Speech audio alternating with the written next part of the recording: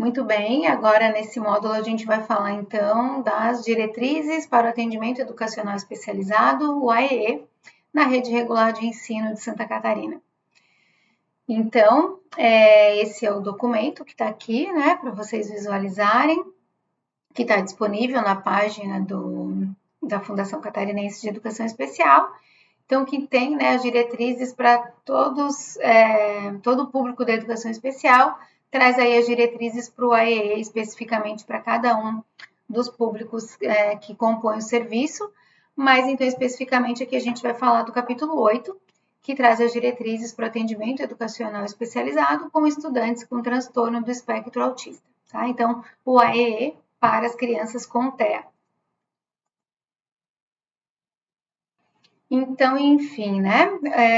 As diretrizes, elas são um documento, um documento norteador do trabalho para a rede regular de ensino, então, né? Para o AEE que funciona como parceiro, quando a gente falou lá no módulo anterior, que eu falei da transversalidade da educação especial nos dois níveis, né, da educação, nas diversas outras modalidades.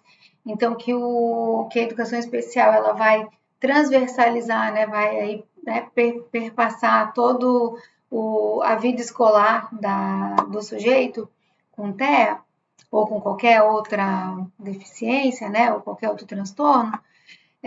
A gente precisa entender o AEE como um parceiro nesse processo, né? Então, o decreto 7.611 de 2011, que fala, então, né, traz a regulamentação, né, da educação especial e do AEE, então, né, como trazendo as suas funções, enfim, para favorecer o processo de inclusão das pessoas, público da educação especial, no ensino regular.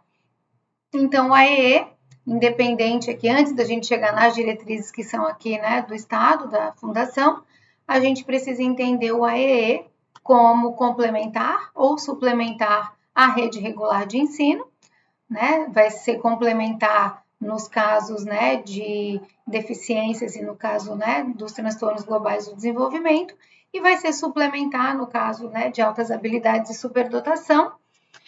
E vai ter sempre, né, independente do público, vai ter sempre aí a incumbência de favorecer o processo de ensino-aprendizagem dos estudantes público da educação especial que estão matriculados, então, na rede regular de ensino, tá? Então, falando propriamente aqui, né, das nossas diretrizes, a gente tem que o intuito, então, né, desse documento é de proporcionar ao professor do AEE um embasamento metodológico baseado em evidências científicas. Então, né, importantíssimo deixar isso claro, porque trouxe para vocês há pouco as práticas baseadas em evidências, então, que vocês vão ver elas aqui também nas diretrizes. E são essas, né, esse embasamento, essas evidências que vão oportunizar ao professor do AEE condições de organizar e de sistematizar a sua prática pedagógica, a fim de qualificar o processo de inclusão dos estudantes com TEA na rede regular de ensino.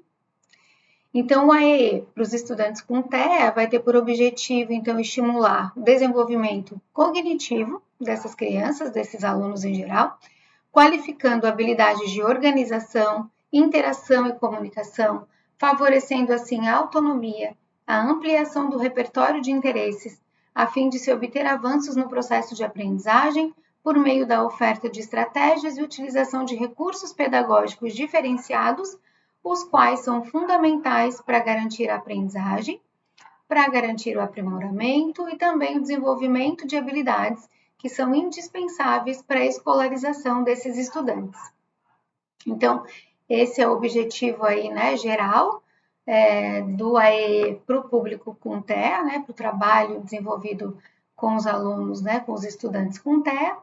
E aí vou apresentar agora os objetivos específicos, então, né, que vão levar, então, ao alcance desses objetivos ou desse objetivo geral. Então, como objetivos específicos, a gente tem, né, que compõe, então, né, é necessário avaliar a habilidade de comunicação dos estudantes, a fim de verificar a necessidade ou não das tecnologias assistivas, que contribuam com a sua socialização, funcionalidade e independência.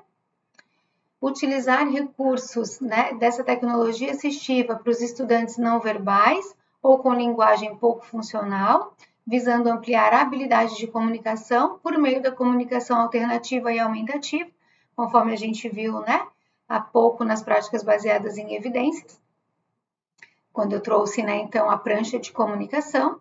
Então, aí vai ter essa incumbência aí, né, esse objetivo de avaliar a necessidade e aí, né, então, de utilizá-la, né, e fazer um trabalho colaborativo com os professores da sala comum na utilização desse recurso. Envolver o estudante em atividades lúdicas, funcionais e simbólicas, objetivando a troca com os pares, a promoção da atenção compartilhada e o interesse pelo outro. Organizar o ambiente externo, propondo ao estudante tarefas e atividades que levem em consideração o perfil cognitivo de cada um, criando estratégias que facilitem a execução das atividades propostas. Também promover a previsibilidade por meio da organização temporal do período de atendimento do AEE, utilizando recursos como o uso da rotina visual, a agenda, que vocês viram também, e a antecipação das propostas de atividade, visando sua organização e autorregulação. Então, eu falava disso dentro do espaço, né, comum, regular, onde estão todos, e aí agora vocês estão vendo isso aqui dentro do AEE também. Vamos voltar aqui. Propor, de acordo com o perfil cognitivo de cada estudante, intervenções que envolvam resolução de problemas, a fim de qualificar sua flexibilidade cognitiva, ou seja, para diminuir a rigidez cognitiva que eles, por vezes, apresentam. Propiciar o ensino de novas habilidades em diferentes contextos e de diferentes maneiras, promovendo flexibilização, bem como orientando a família nesse sentido, para que ocorra a generalização do aprendizado, ou seja, né, diversificar as propostas e os espaços para que a criança possa ter aqueles comportamentos adequados em outros espaços fora da escola, em outros contextos sociais. É isso que a gente chama de generalização de comportamento, então, né, para diversos contextos. Identificar o nível de apoio necessário para cada estudante e propor tarefas que envolvam planejamento e organização, aumentando gradativamente as exigências, com a finalidade de ampliar a sua autonomia. Orientar a família sistematicamente quanto às estratégias que possam beneficiar a autonomia e a independência do estudante, com o intuito de promover o seu desenvolvimento global. Realizar assessorias escolares sistemáticas, a fim de orientar os professores da rede regular sobre as adequações e as metodologias necessárias ao processo de ensino e aprendizagem de cada um desses estudantes. Cada assessoria deverá ser descrita em relatório próprio, né, o relatório de assessoria que a gente tem no apêndice, né, desse capítulo 8, inclusive está lá no apêndice A, e elaborar no final de cada ano letivo o relatório de final de ano, conforme também o modelo sugerido no apêndice desse documento. Então, essas assessorias são fundamentais, né, comentando um pouquinho aqui sobre esse objetivo, para promover esse trabalho colaborativo, né? Então, o profissional do AEE precisa trabalhar em parceria, né, com os profissionais da sala comum, ou seja, professores e segundos professores, de modo a promover um melhor resultado. Como eu disse antes, o AEE é parceiro nessa promoção da inclusão. Então, o objetivo do AEE é fazer com que cada vez mais a criança ou o adolescente, enfim, o estudante com TEA, aprenda e se comporte da maneira mais adequada, né, dentro do espaço da sala comum. Então, essa parceria aí, essa colaboração se faz necessária para que isso venha a acontecer.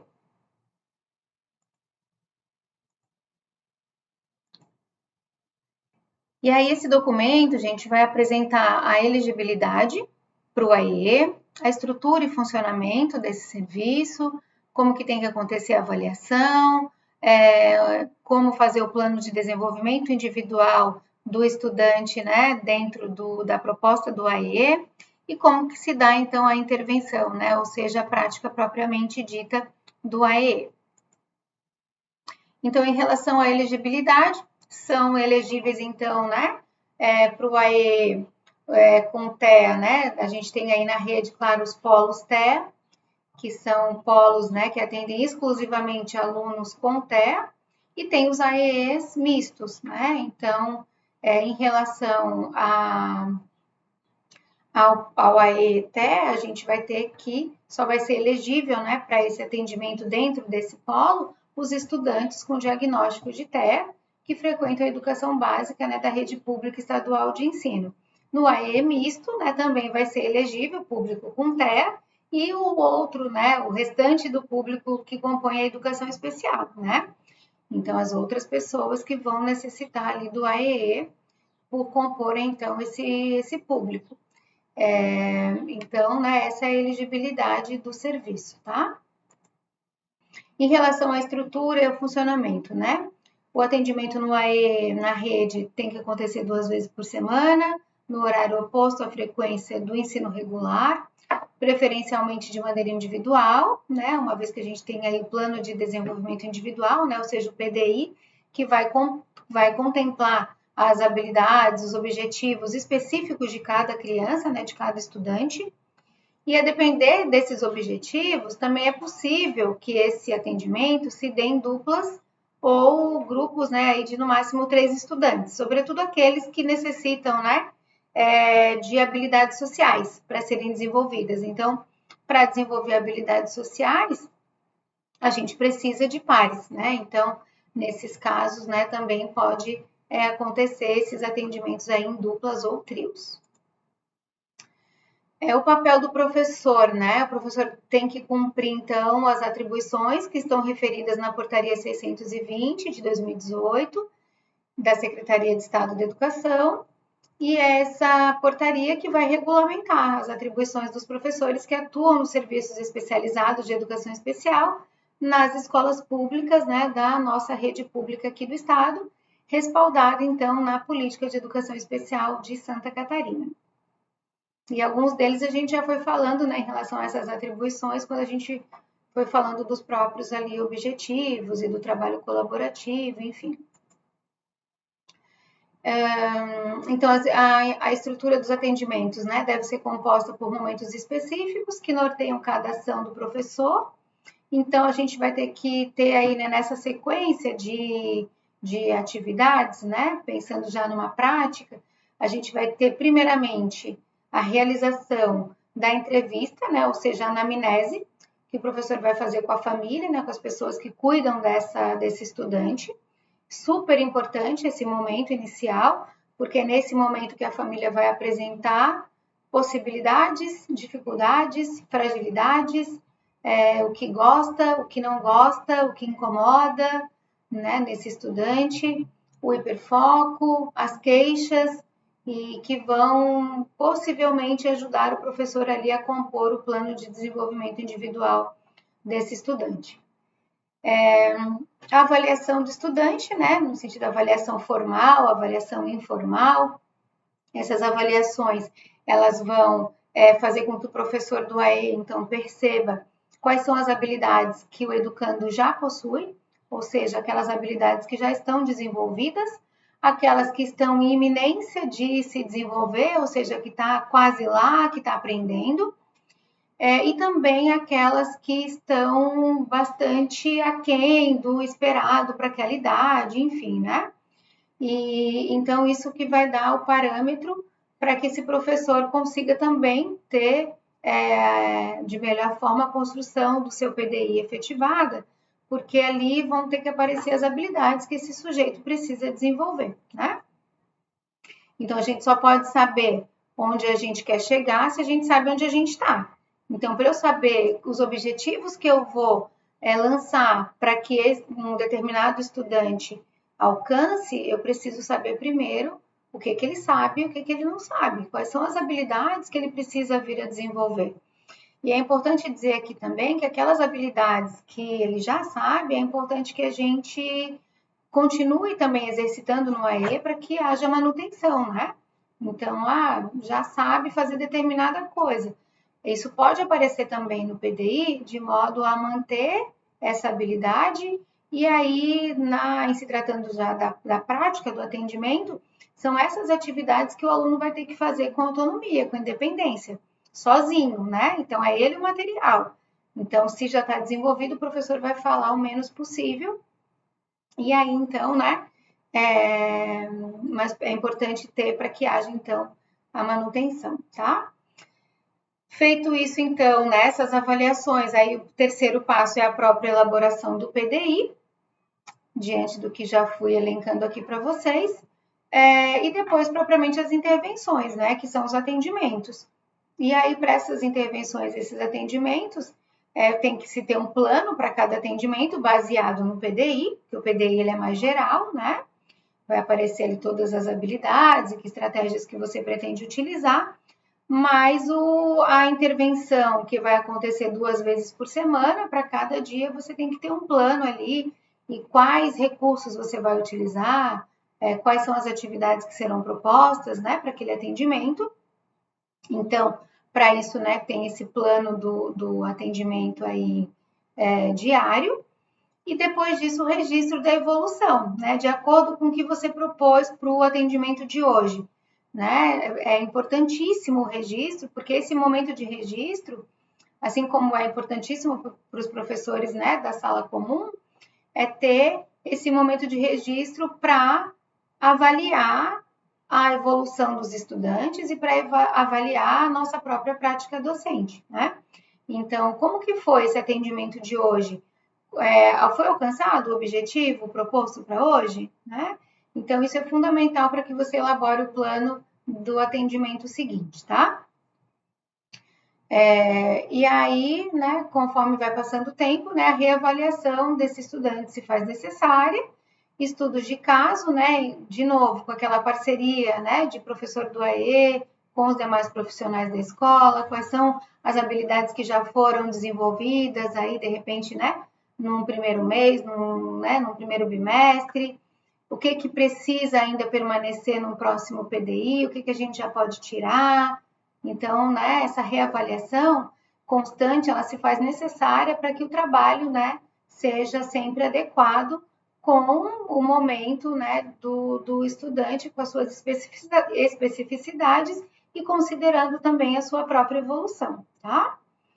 E as assessorias escolares, né, que é o professor do AE, então, né, tá sempre assessorando os professores, né, do espaço da sala de aula, né, comum, os professores dos componentes curriculares diversos, né, segundo o professor, se esse aluno tiver, né, na sala de aula. Então, para que haja, né, sempre com esse viés, né, com esse objetivo de promover práticas mais inclusivas, para promover a participação plena dos alunos com TEA, né, no espaço comum da escola. Em relação à avaliação, né, como eu disse, a avaliação ela pode ser formal e informal. Então, a formal, né, vai ser a partir de alguns protocolos que os professores podem realizar, né, para que seja avaliada, então, né, as questões de conhecimento, questão de funções executivas, mas a gente também tem, né, que é muito importante a observação do professor, né, essas avaliações informais, que fornecer, por exemplo, né, várias possibilidades para o estudante e ali, né, a gente conseguir perceber o que esse estudante sabe. Por exemplo, reconhece cores, reconhece letras, reconhece números, quantifica até quanto, né? Faz classificações, faz pareamento, enfim, quais são as questões que você consegue observar, né? De forma mais informal, né? Nem toda avaliação precisa de protocolo, então, o que você consegue perceber, né, em relação às habilidades, né, que essa criança, que esse estudante já tem adquirido ou que você percebe que precisa adquirir, que você vai levá-los, então, ao longo dos seus atendimentos, né, a alcançar, tá? Então, para elencar as habilidades adquiridas e as habilidades em desenvolvimento, foi elaborado um roteiro, então, né, que inclui os principais pontos a serem observados, divididos em duas áreas: a área de comunicação, autonomia e comportamento, e a área de leitura e escrita, né, contemplando ali os aspectos pedagógicos. Então, esse roteiro, né, para contribuir aí nessa observação, nessa avaliação, a gente tem também, né, no apêndice das diretrizes, tá? Dentro do capítulo 8. E aí o plano de desenvolvimento individual, né? PDI, que abrange as habilidades, então, que se pretende desenvolver, os objetivos a serem alcançados e as estratégias que serão utilizadas para alcançar, então, esses objetivos e habilidades, tá? Então, fazer esse plano implica planejamento, registro e evolução de cada estudante, tá? Então, é importante, né? Aqui está de novo o negócio sempre de reforçar essa importância do trabalho colaborativo. A gente sabe que o PDI vai ser, então, né, feito ali pelo próprio professor, mas importante, né, para chegar a essa escrita, para perceber o que sabe, o que não sabe, a gente precisa ter aí, né, o trabalho colaborativo não só com os demais profissionais da escola, mas também com a família, né, para trazer aí essas informações que só a família, né, tem informação que só a família vai poder nos dar. Então, tragam, né, a família também como parceira nesse processo. E as intervenções, né, que são os próprios atendimentos, que vão acontecer de acordo com cada PDI, de acordo, né, com cada plano. E aí, né, também, né, está ali descrito na questão da estrutura e funcionamento das próprias diretrizes, tá? E aí as diretrizes vão trazer para vocês também, conforme eu já trouxe antes, né, na minha fala anterior, algumas sugestões de práticas baseadas em evidências, tá? Então aqui vai trazer reforçamento, vai trazer o apoio visual, vai trazer apoio visual combinado com reforçamento, a aprendizagem sem erro, a intervenção baseada no antecedente, a intervenção naturalística, modelagem, os recursos visuais, né, com apoio visual, agenda, as PECs, né, como sistema de comunicação por troca de figuras, né, e a prancha de comunicação alternativa, a instrução e intervenção mediada por pares, os apoios, a análise de tarefas e a intervenção, né, instrução mediada por pares. Então, tudo aquilo que eu já fui apresentando para vocês, né, está descrito ali também nas diretrizes, né, com mais imagens, né, com questões ali que vão favorecer a sua compreensão, né, professor do AE, e o seu entendimento, que também vai contribuir para os professores da sala comum. Aí vocês têm lá, então, né, o apêndice A, que vai, né, trazer o relatório de assessoria. Então, sempre que fizer uma assessoria, é importantíssimo o registro, necessário, né, obrigatório. O apêndice B, que vai contribuir para a escrita do relatório de avaliação. Depois, o apêndice C traz, né, sugestões ali para a anamnese, aquela primeira conversa, então, com a família. O apêndice D traz o relatório de avaliação inicial, que é aquela avaliação inicial para a construção do PDI. O apêndice E vai trazer uma sugestão, né, de plano de desenvolvimento individual. Aqui é importantíssimo, né, trazer uma fala que ali está preenchido, né, com algumas habilidades, como imitação, percepção, desenvolvimento motor fino, motor amplo ou grosso, a questão, né, da habilidade visomotora, está difícil para eu enxergar, desempenho cognitivo e cognitivo verbal. Então, aqui não significa que em todos os PDIs tenha que ter essas habilidades apresentadas. Aqui são só algumas sugestões, tá? Então, né, vou reforçar aqui a fala de que pode ser que vocês vão apresentar outras, pode ser que num primeiro momento, né, por exemplo, a criança já sabe imitar, já está num nível, né, tem nível 1 de suporte, né, uma criança ótima, né, o currículo, o atendimento do AEE vai ser muito próximo ao currículo da rede, porque é uma criança que já tem, né, já lê, já escreve, Ou seja, as habilidades básicas estão todas muito bem desenvolvidas. Então, é claro que a imitação não vai aparecer num PDI de uma criança como essa, né? Então, estou dando esse exemplo assim para vocês entenderem que isso aqui não é regra, tá? Então, não é obrigatório aparecer em todos, né? Seria melhor estar vazio, mas né, a gente já se deu conta disso, mas está lá sim, então estou reforçando aqui para vocês, tá? Que vocês vão fazer de acordo com as especificidades de cada um, levando em conta a anamnese, levando em conta essa avaliação inicial, formal, informal, ou seja, tudo aquilo que vocês percebem através, né, ou por meio dessas avaliações de habilidades que vocês necessitam desenvolver, tá? Bem importante clarear isso. E o apêndice F vai trazer instrumentos de avaliação e flexibilização, né, curricular, né, também ali importante, né, objetivos, né, da turma, objetivos por aluno, estratégias metodológicas que vão reforçar aí, né, uma questão de trabalho colaborativo também com os professores da sala comum. Então, esses apêndices, né, e tudo aquilo que está descrito ali vai sendo, né, elaborado de forma mais clara, né, ao longo das diretrizes. Então, é uma leitura aí, né, sobretudo para os profissionais do AEE, fundamental antes de iniciar o trabalho.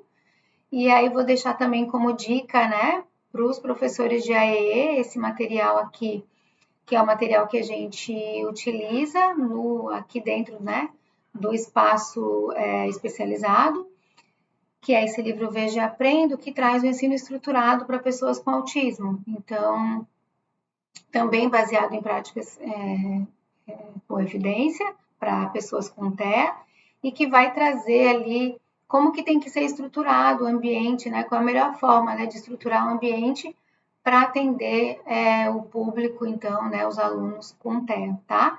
Então, fica aí também essa sugestão, tá? Para leitura e para compor, né? Para contribuir com o trabalho de vocês, que vai favorecer muito, né? A gente sabe que as intervenções naturalísticas, né? Elas são fundamentais e a análise de comportamento aplicada, né? Também vai trazer como quanto mais, né? Naturalístico, melhor o atendimento, mas a gente sabe também que baseado em evidências a estrutura se faz fundamental também para promover desenvolvimento de habilidades com pessoas com TEA, tá?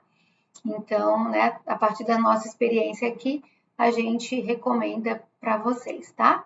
E é um programa, né, Teach, ele não é um programa exclusivo, né, para nenhuma área, então não é exclusivo para instituições especializadas, então, é indicado também, né, para a AE, como é indicado também, algumas estratégias ali podem ser aplicadas também na sala comum, tá?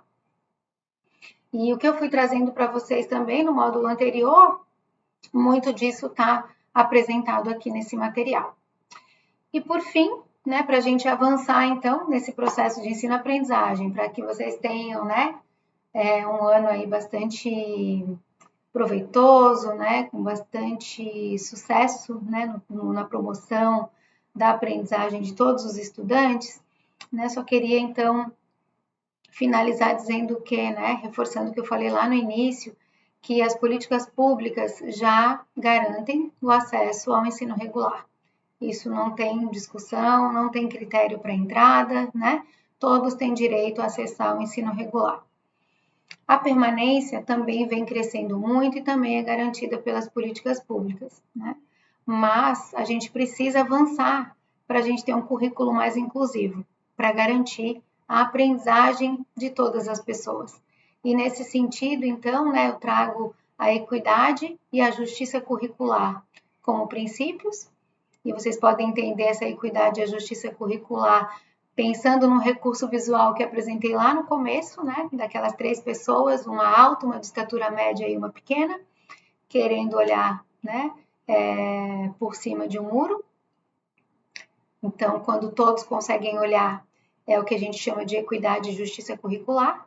Então, esses são os princípios de um currículo inclusivo, e a gente traz aí, né, o trabalho colaborativo como estratégia, ou seja, né, como ação, né? Então, o trabalho colaborativo, se todos os profissionais, né, estiverem baseando as suas práticas nessas concepções que a gente discutiu, nessas teorias, né, e fazendo um trabalho de parceria, eu acredito que a gente possa ter, né, bastante avanço nesse sentido de garantir, então, né, se não um currículo inclusivo pleno, mas o maior número possível de atividades inclusivas, de práticas inclusivas e de participação plena dos estudantes com TEA aí na rede regular. Tá bem? Então, quero agradecer, né, muito a paciência, agradecer essa parceria, agradecer por, né, terem participado desse encontro comigo. Desejo um ótimo ano letivo, né, a todas as pessoas aqui presentes nesse evento, que vocês possam, então, avançar muito. E a gente fica à disposição, então tá aí o meu contato, né, meu e-mail aqui da Fundação. Qualquer coisa, né, para mais conversas, para dúvidas, para dicas de materiais, é só contatar ali pelo e-mail, tá bom? Um grande abraço a todos, até breve.